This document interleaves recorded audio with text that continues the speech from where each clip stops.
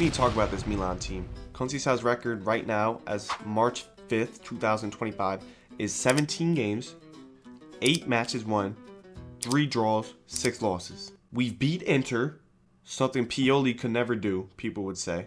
But Pioli was able to manage this team and manage personalities unlike Fonseca and unlike Conceição. Fonseca's biggest issue was not being able to handle Hernández and Leão. But the thing I respected about Fonseca was his ability to drop Hernández, to drop Leão, and let them know that if you're not going to perform, you're not going to play. Conceição, on the other hand, doesn't seem to do that. Let's take the Champions League when Theo got that yellow card in midfield for no reason. When he pulled the Feyenoord player down for no reason, he gets the yellow card. Milan keep playing, Theo flops in the box, we get a red card. And look, bro, like I understand accidents happen, but at that point when we play Torino the next game, we have to be able to drop him, all right? We need to be able to drop him. The fact that we don't shows me that we rely too much on these players that don't give up about the team. I don't know what's going on with Walker. Walker hasn't played in a while. Maybe he's injured. I have no clue what's happening with him. But we've been playing Alex Jimenez at right back while Walker's been dropped. When we could have, and maybe we should have, after Theo performed that disgrace of a dive, gets us sent out of the Champions League, we could have played Jimenez at left back that one game just to show people on the team that if you're going to act like this, you're going to be punished for it. Ever since Feyenoord, we've played 3 games, one against Torino, one against Bologna, and one against Lazio. Lost 2-1 in all 3 games. And Milan against Lazio, last week Pavlovic gets sent off. Our best player, Pavlovic. All right? And I'm saying that right now. Our best player is Pavlovic. Maybe not stats-wise, but because this guy dies on the field every single game. Mike Maignan. I don't have anything bad to say about Mike. Even though in the game against Torino, he has that stupid play where he kicks the ball, tries to clear it, and it bounces off Malik Thiaw, and it goes into our net. And then him against Feyenoord in the first leg, where he lets in that easy shot against Paxiao. I will never shit on a goalkeeper, because first of all, the reason you're so inconsistent is from the back line, all right? If you have a solid back line and you have Magic Mike, you could probably win the Champions League. That's just a fact. If Magic Mike was at Arsenal, if Magic Mike was at Madrid, if Magic Mike was at Barcelona, if he was anywhere else except Milan, he'd have Champions Leagues under his belt. If he was at Inter, he would have a Champions League under his belt. All right, that's just a fact. If you replace Lukaku with Magic Mike, he'd probably score a goal. All right, I don't have too much bad to say about Mike, bro. But let's move on to our back line. Pavlovic in the beginning of the season was nothing special. However, as this season has progressed, time and time again, you come to see that Pavlovic is the only one on the field that gives one single, and it's upsetting. Pavlovic is the only center back that I feel comfortable with starting every single game, yet he hasn't for this whole season. Instead, we've been flip-flopping with Tomori, with Malik Thiaw, with Gabia. None of these center backs have a home. Let's start with João Felix. He's a lone player.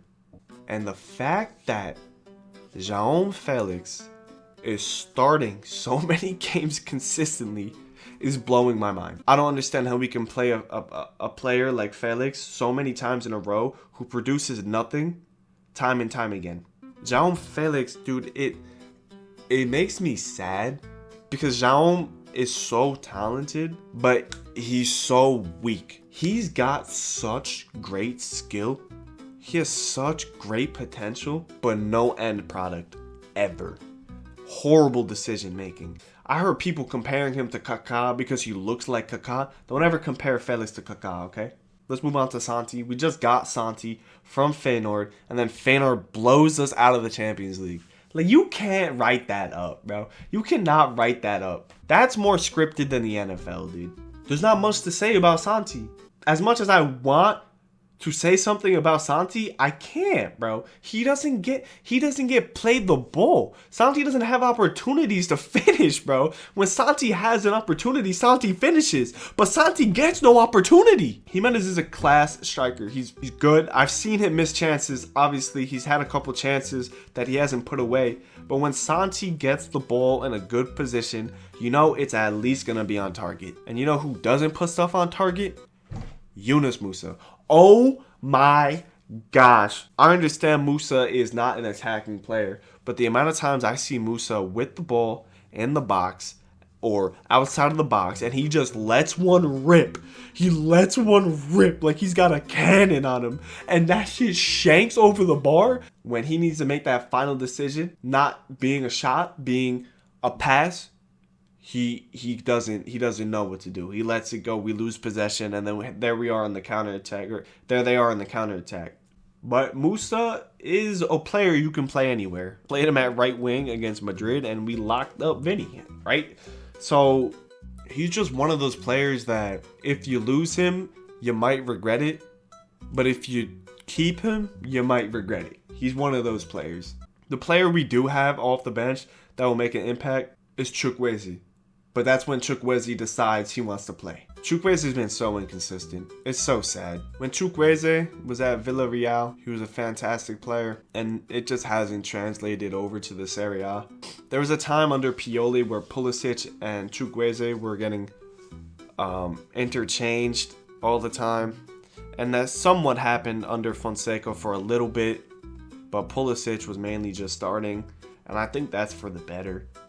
Pulisic has been one of Milan's best player this season. There was a point in time where Pulisic was scoring or assisting every single game this season. He ended up getting injured, and he hasn't been the same. And that's a problem with Pulisic. That's been haunting his career anywhere he's been. But the thing with Pulli at Milan is he gets consistent starts, and that's the problem Jaume was arguing about. Jaume said if he doesn't get consistent starts, he won't be able to perform. Well, Jaume, you're getting consistent starts now and you're still not performing. So what's happening? I honestly feel bad for Tijani Reinders because it seems like every season Reinders carries. And what happens? Where's the end product, right? Tijani was scoring every single game for a period of time. Tijani's one of our most technical players. We play him so defensive, and when we do play him in an attacking position, he provides. Let's move to Rafa. Rafa, man. I love this player so much, but I hate him so much at the same time too. I don't know what is wrong with Rafa Leão. When Rafa wants to play, Rafa will destroy your team. But when Rafa doesn't want to play, Rafa's not gonna play. When Rafa doesn't want to play defense, Rafa won't play defense. And look, I will say under Conceição, Rafa has been defending more, which is crazy. That's what I can respect under Conceição. Because under Fonseca, Rafa Leão didn't give one single shit about tracking back. He did not care.